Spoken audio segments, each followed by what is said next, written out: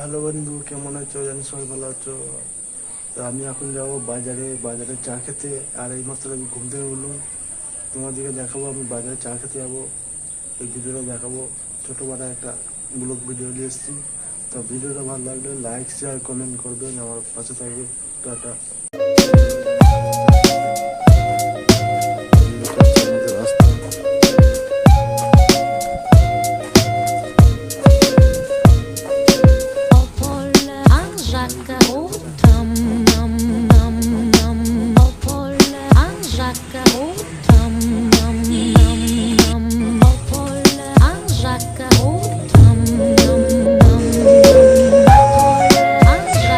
চলে এসছি, তোমাদেরকে বলেছিলাম চা খেতে আসবো।